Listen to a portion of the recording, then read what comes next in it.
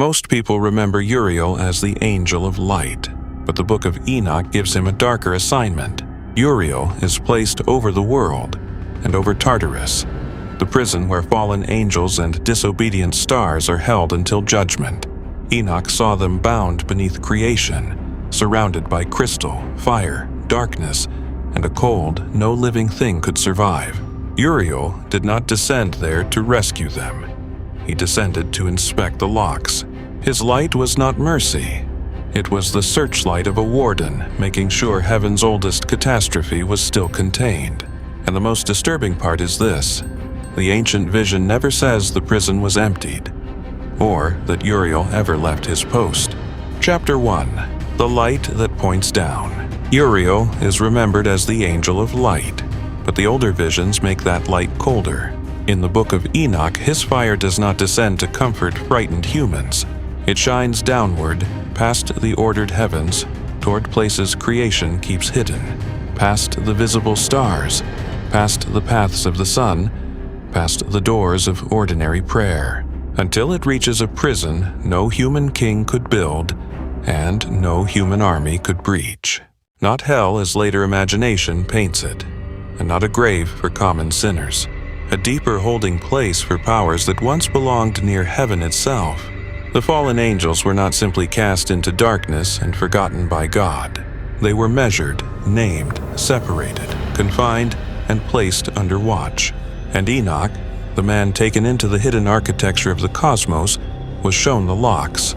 He saw stars bound like criminals in a region with no stable earth beneath it. He saw fire moving in a place where no living warmth remained. He saw crystal, flame, darkness, and cold arranged like instruments of judgment. And beside him stood Uriel, the angel whose name carries the fire of God. But this fire did not feel like sunrise, mercy, or revelation for the wounded. It felt like a searchlight moving over prisoners who were never meant to be released. The ancient text gives Uriel a title most people never hear in church. He is set over the world and over Tartarus, the pit beneath the visible order. That single line turns him from a gentle guide into something far more frightening. Because Tartarus is not only a place of punishment, it is a place of containment. It is where heaven stores its own catastrophe until the appointed day arrives. Uriel does not stand there because the prisoners are harmless.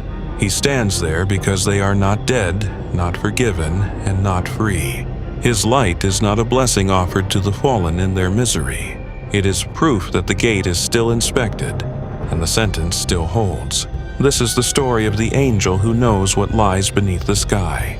The angel who showed Enoch the prison of fallen powers and disobedient stars. The angel whose light points down into the frozen house of judgment. Most angels become softer as centuries pass over them. Painters cover them in gold. Poets give them gentle faces. Prayer makes them safe. Uriel is often remembered through that later softness, as wisdom, illumination, and divine fire. His name is commonly understood through the idea of God's light or God's flame. So the mind expects a teacher, a guardian, a calm intelligence standing near the throne. But the apocalyptic Uriel is not safe in that way. He appears near boundaries, hidden chambers, cosmic records, and places where fear becomes knowledge. He is not only a lamp held in the darkness, but the one who reveals why the darkness exists. In the Book of Enoch, the holy angels are not decorative figures floating through clouds. They are administrators of realities too large for human imagination. Each one stands over a domain, and each domain reveals a different face of heaven. Michael appears with the destiny of the righteous, mercy, protection, and the defeat of chaos. Raphael is linked with healing, but also with the binding of Azazel in darkness and rough stone until the final day. Gabriel moves through judgment, paradise, and the powers that guard holy order. Then Uriel is named over the world and over Tartarus. The pairing is disturbing because it joins what humans see with what humans must never see. The world is the open surface where history continues. Nations rise and people pray. Tartarus is the hidden depth where older crimes wait beneath the surface of time. Uriel's jurisdiction crosses both directions. upward into order and downward into confinement. He watches the place humanity inhabits and the place humanity is protected from. That is why his light points downward, not because he has fallen, but because his duty descends into the sealed regions. He is the angel who can walk from the visible world to the locked consequence underneath it. He does not guard humanity by smiling from above. He guards humanity by knowing what must remain below. The story becomes darker when Enoch enters it. Enoch is not shown a heaven made only of peace, music, and reward. He is taken through the forbidden infrastructure behind creation's apparent stability. He sees storehouses, mountains, winds, stars, fires, abysses, and terrible appointed places. The universe in Enoch is not empty space, but an ordered system of doors and sentences. There are routes for lights, chambers for storms, places for souls, and prisons for rebels. A human being is pulled through that system and forced to see how much is hidden. Uriel becomes his interpreter at the edge of those hidden things. He does not merely say what Enoch wants to hear. He names what Enoch cannot endure without explanation. The Watchers had descended before this journey began. They were heavenly beings who crossed the boundary between their realm and the human world. They took what was forbidden. They taught what was forbidden. They altered what was below them. Their sin was not small because their station was not small. A human crime harms a human scale, but an angelic crime bends the structure around it.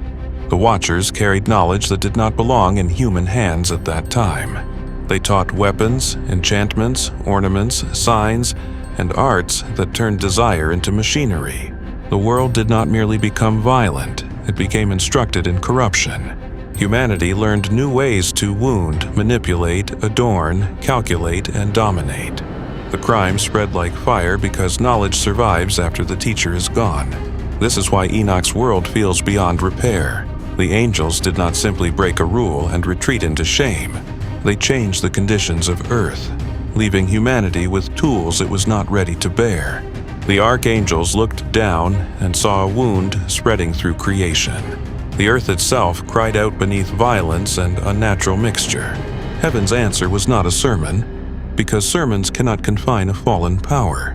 Heaven's answer was sentence, command, binding, separation, and waiting judgment.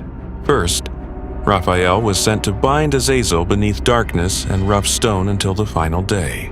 Second, Gabriel was sent against the offspring born from the Watcher's transgression. Third, Michael received commands concerning the rebellious angels and the restoration of order. Fourth, Uriel stood in the darker margin of the same judgment. He knew the route to the place where offenders of heaven could be held. He knew the geography of confinement, the logic of delay, and the silence behind the gates. He knew which beings were bound, where they were placed, and how long the sentence lasts. He knew why the door cannot open yet. He knew why mercy does not mean release. This makes him frightening in a way hostile spirits are not. A hostile spirit frightens because it wants entry, because it corrupts, tempts, and seeks a passage into the soul. Uriel frightens because he does not need hostility at all. He has knowledge, authority, patience, and the complete map of every lock beneath the sky. Rage burns quickly and reveals weakness. Uriel's light reveals no weakness, only exactness. When he guides Enoch, he does not soften the vision into something human beings can love. He lets the prophet stand before realities that make the body tremble. A place with no firm ground. A place where stars are bound as if they were guilty servants. A house whose beauty becomes horror because holiness there is not gentle. Enoch reaches a region where ordinary categories break apart. He does not see a normal heaven above him or a normal earth beneath him. He sees a place chaotic, terrible, and empty of the stability humans depend on. Then the vision sharpens around something impossible. 7 stars of heaven are bound together, like condemned giants. They burn like mountains, yet they do not rise back into their appointed courses. They shine, but their light has become evidence against them. Enoch asks the question any human witness would ask. What are these bound stars and why are they imprisoned in such a place? Uriel answers with the calm of an officer reading a sentence already written. These are stars that transgress the command of the Lord before their appointed time. They are confined here until the measure of their sin is complete. The horror is not only that stars can be punished. The horror is that the sky itself can become guilty. The heavens are not beautiful because every light is innocent. They are beautiful because obedient lights remain on their paths. In Enoch's vision, even a star is not above law. Even fire in the height of heaven can fall under command. Even something bright enough to guide travelers can become a prisoner. Uriel does not marvel at this. He explains it. That is what makes the moment colder. Enoch trembles because he is seeing cosmic crime for the first time. Uriel speaks because he has always known where such crimes are stored. The bound stars are not chaos anymore. They are organized punishment. A prison with a term, a reason, and a watcher. For a human mind, that is almost worse than darkness, because darkness might be empty, but this place is not empty. It is occupied, documented, and waiting. The first lesson of Uriel is simple and devastating. Heaven is not only a kingdom of praise, it is also a kingdom with prisons, and some of those prisons were built for angels. Chapter 2. The Frozen Architecture. To understand why Uriel's domain is so terrifying, the ancient sky must be understood differently. For the modern viewer, the sky is distance, matter, and silent physical motion. For apocalyptic imagination, the sky is law, procession, obedience, and sacred timing. The sun does not merely rise, it follows a path appointed for it. The moon does not merely change, it moves within a measured order. The stars do not merely shine, they occupy stations like servants in a celestial court. If the lights obey, the world beneath them remains readable. Days return, seasons turn. Harvests can be expected. Time itself becomes trustworthy. But if heavenly order fails, the world below feels the wound. This is why a disobedient star is not just an astronomical curiosity in Enoch. It is a theological catastrophe. A star that refuses its command becomes a law broken in the visible heavens. A watcher who descends becomes a boundary wound between heaven and earth. An angel who corrupts humanity becomes a channel through which forbidden power spreads downward. The crime is cosmic, so the prison must be cosmic as well. No human dungeon can hold a being that once moved in the courts of heaven. No stone wall can restrain a power that descended from above the human world. No earthly king can sentence a creature whose rebellion touched the architecture of creation. The place of confinement must belong to the universe itself, a depth below ordinary depths, a region beyond the roots of human travel, a sealed chamber under the apparent order of sky and earth. That is where Tartarus enters the Book of Enoch. In Greek tradition, Tartarus is lower than Hades, a prison for primordial enemies of divine order. In apocalyptic Jewish language, the term becomes useful for the confinement of heavenly rebels. It suggests not just torment but custody, not just suffering but containment. This distinction matters because containment means the danger still exists. A destroyed enemy no longer needs a guard. A forgotten enemy no longer needs a title assigned over his prison. But a confined enemy requires watchfulness. Uriel stands over Tartarus because the fallen are not treated as harmless memories. They are treated as prisoners whose status still matters. The watchers are not erased from being. The disobedient stars are not extinguished into nothing. Azazel is not dissolved into metaphor. They remain within the story as conscious consequences awaiting final judgment. That waiting is one of Enoch's deepest horrors. A punishment that has not ended is also a future that has not arrived. The fallen angels are not merely in the past. They are suspended between crime and final sentence. The prison is therefore not an ending. It is a pause held open by divine command. Uriel's role becomes the role of a cosmic warden. He stands above the world that continues because the prison remains closed. And he stands above Tartarus because whatever waits there cannot be allowed upward. This is why the title joins both domains. The visible world and the hidden prison are connected by protection. Humanity lives on the surface because the deeper breach has been sealed below it. The living do not hear the confinement. They do not see the frozen architecture. They do not know which lights were removed from the sky and placed under sentence. They walk under a universe whose stability depends on things remaining locked away. That is the horror of hidden order. Safety begins to look less like peace and more like successful containment. The prison Enoch sees is not a human place with doors, torches, and ordinary walls. It belongs to the visual language of impossible holiness.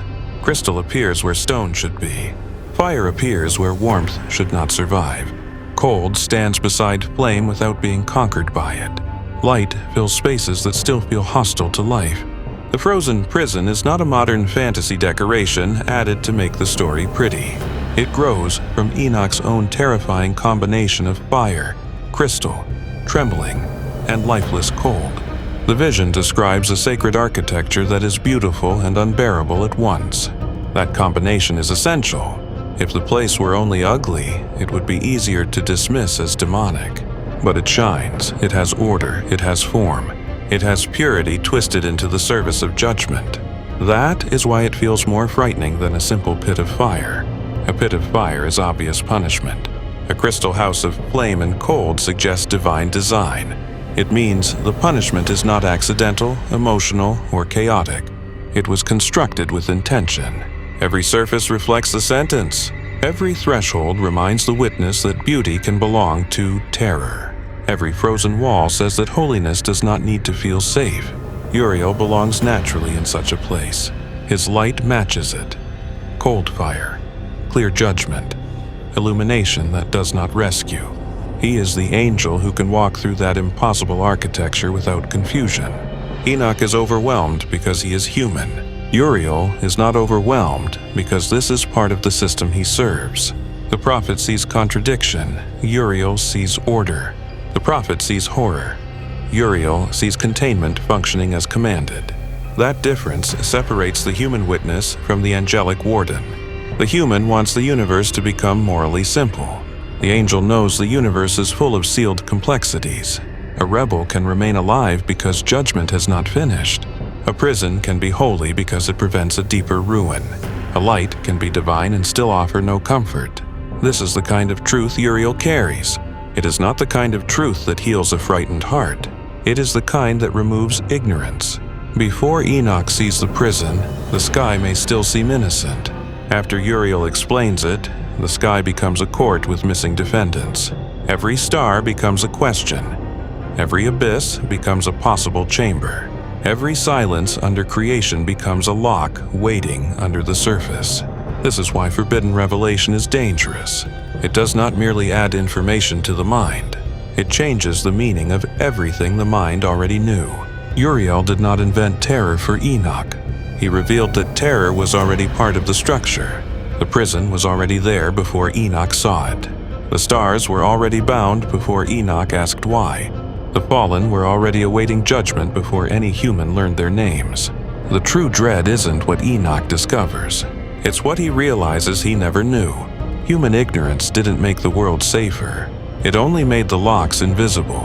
And Uriel still walks those corridors beneath the sky, still inspecting every seal, still carrying the fire that points down. Chapter 3. The Frozen House of Judgment. Enoch's vision deepens from prisoners to the place that holds them. He approaches a house that should appear glorious by every ordinary standard. It gleams with crystal, flashes with fire, and rises with impossible sacred geometry. Enoch steps toward it. The ground beneath his feet changes, from dust to ice, from warmth to absence. Each step carries him deeper into a temperature that has no name in human language. The closer he comes, the less that beauty behaves like beauty. The light does not welcome him. It falls on his skin like a blade, precise, cold, and purposeful. Not warmth, not revelation for the wounded. Confirmation that every surface here was built with intention. The flame does not warm him. It moves through crystal walls like a pulse that never rests, alive, but hostile to anything that breathes. The crystal does not comfort him with purity. It reflects his face back at him distorted. as though the architecture itself rejects the presence of a living body inside its geometry. The entire place feels like judgment turned into architecture. Hot as fire, cold as ice, alive with brightness, yet empty of every delight that belongs to life. This is where angelic horror becomes sharper than demonic horror. A demonic place is expected to feel corrupt. It smells wrong, it looks wrong. The instinct rejects it before the mind can name it. But this place feels holy. It is terrible because it belongs to order, not because it has escaped order. Enoch trembles because he understands that closeness to divine reality is not automatically safe. The holy can overwhelm the body. The holy can silence the mouth. The holy can make the righteous man afraid because righteousness is not the same as strength. Uriel stands within that contradiction without breaking. His footsteps leave no mark on the frozen floor. His light does not flicker. He moves through his own domain the way a warden moves through a prison he has never once considered leaving. His name carries light, but the light here is not tenderness. It is exposure. It shows the prisoners. It reveals the restraints that hold them. It gives the frozen corridors no mercy of darkness. The confined cannot hide in shadow because Uriel's illumination has already entered the pit. Enoch presses his palm against the nearest wall. The surface burns and freezes at once. His hand recoils, but the mark of his fingers remains etched in the crystal like a confession the architecture recorded without his permission. This is the perfect horror of the frozen prison. It is not abandoned by God. It is watched by God's angel. Every restraint remains visible. Every name remains remembered. Every prisoner is held not by neglect, but by attention. That is worse than being forgotten. Forgotten prisoners may dream of escape through silence. These prisoners have no such mercy. The light is still moving over them, and Uriel is still there. Chapter 4. The crime that could not be buried. The hardest question in the story is not why the fallen angels were punished. The harder question is why they were not simply destroyed. If the Watchers corrupted the earth, why leave them alive beneath the world? If the stars transgressed, why bind them instead of extinguishing their fire? If Azazel taught forbidden arts, why bury him in darkness until the day of judgment? The answer is one of the coldest ideas in the Book of Enoch. Their crime did not end when their bodies were bound. A fallen angel changes the world beyond the moment of falling. 3 consequences remain after the act itself is sealed. First, a forbidden teaching survives after the teacher is dragged into darkness. Second, a weapon remains after the hand that revealed it has been confined. A ritual outlives the voice that whispered it. Third, a corrupt pattern enters human memory and begins to reproduce itself without the original angel. This is why the punishment stretches across time. The sentence has duration because the damage has duration. The Watchers did not only commit an act, they released consequences. They opened channels humanity could not close again. They gave names to powers, techniques to desires, and instruments to violence. Even when heaven bound them, the world still carried what they had taught. That makes Uriel's work more terrible than ordinary imprisonment. He is not merely guarding guilty beings. He is guarding the pressure of an ancient breach that still presses against history. Above him, civilizations rise with tools and knowledge already touched by transgression. Below him, the old corruptors wait in darkness, separated from the world they damaged. Between those realities stands the archangel Uriel, the one who remembers both sides. He remembers the original command. He remembers the violation. He remembers the binding. He remembers the appointed judgment that has not yet arrived. This memory is part of his power. A prison fails when the reason for the prison is forgotten. A boundary weakens when later generations no longer believe anything dangerous stands beyond it. Uriel's light prevents that forgetting. He is the witness who keeps the old crime present before heaven. The fallen remain bound not because heaven lacks the strength to end them. They remain bound because divine judgment unfolds by appointed time. The story does not let humans force that schedule. It does not give Enoch keys. It does not invite him to argue. It shows him enough to understand the seriousness of the gate. That is all. Enoch is a witness, not a liberator. Uriel is a guide, not a negotiator. The prisoners are not characters awaiting sympathy. They are beings whose release would mean the return of something creation has sealed away. This is why the prison feels less like revenge and more like quarantine. The Watchers are isolated because contact was their crime. They crossed into human life, and now separation becomes their punishment. They misused knowledge, and now darkness covers them. They reached downward from heaven, and now they are held beneath the world. There is a terrible symmetry in that sentence. The punishment mirrors the transgression. They wanted forbidden contact. They receive enforced isolation. They wanted to reveal hidden things. They are hidden. They wanted to bend humanity through knowledge. They are placed where their voices cannot freely teach. Uriel's role is to maintain that symmetry until the final judgment. He is the angelic answer to boundary violation. Where the Watchers crossed, Uriel closes. Where they revealed, Uriel contains. Where they descended in desire, Uriel descends in duty. That contrast gives the episode its strongest moral tension. The fallen angels are terrifying because they entered the human world. Uriel is terrifying because he prevents entry back into it. One side breaks the barrier. The other becomes the living form of the barrier. This is not an angel with a harp. This is an angel shaped like a locked door, and the door leads downward. The story also changes how the viewer sees divine light. Light is usually imagined as healing, guidance, revelation, and warmth. But in a prison, light has another purpose. It exposes movement. It denies concealment. It lets the guard see whether the prisoner has shifted in the dark. Uriel's light works that way. It does not make the frozen prison kinder. It makes escape harder. It does not turn Tartarus into a place of hope. It turns Tartarus into a place where every shadow is under inspection. That is the frightening reversal. The angel of light becomes the reason darkness cannot protect the condemned. 4 proofs stand in that frozen corridor, each one visible because Uriel's light refuses to leave. Proof 1, the prison exists. Proof 2, stars can be guilty. Proof 3, angels can be confined. Proof 4, heaven has locked rooms most worshippers will never imagine. This is why Uriel stands apart from louder angelic figures. He is not dramatic in the easy way. He does not need thunder or theatrical wrath. His horror is quiet and administrative.